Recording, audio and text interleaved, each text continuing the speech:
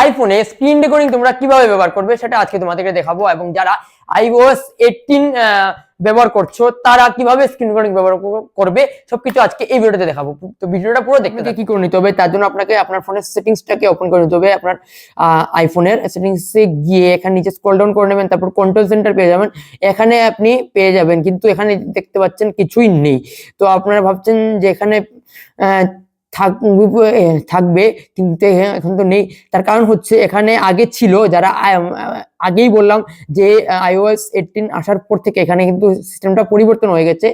তার জন্য আপনাকে এখানে সিম্পল এটাকে নোটিফিকেশন প্যানেলটাকে নামিয়ে নিতে হবে। তারপর এখানে প্লাস রয়েছে, প্লাসে ক্লিক করে দিতে হবে। দেন এখানে দেখতে পাচ্ছ বিভিন্ন এখানে তারপর অ্যাডে ক্লিক করতে হবে, অ্যাড কন্ট্রোল। তারপর দেখো এখানে অ্যাড কন্ট্রোলে ক্লিক করার পর তোমার এখানে বিভিন্ন কন্ট্রোল সেন্টার খুলে গেছে। তো এখান থেকে চ্যাট জিপিটি, ওপেন, বিভিন্ন কন্ট্রোল সেন্টার খুলে গেছে। এখানেই তোমরা পেয়ে যাবে তোমাদের এখানে পেয়ে যাবে তোমাদের স্ক্রিন রেকর্ডিংটা। এই যে তোমাদের স্ক্রিন রেকর্ডিংটা, এটাকে তুমি এইভাবে নিয়ে আসবে। তারপর এখান থেকে ব্যাক চলে আসবে।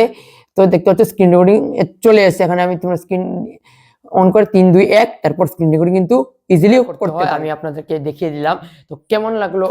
ভালো লাগলো অবশ্যই একটা লাইক করে দেবে। এখনো যদি শেয়ার না করতে অবশ্যই শেয়ার করে দেবে, নাহলে তোমাদের পাপ লেগে যাবে।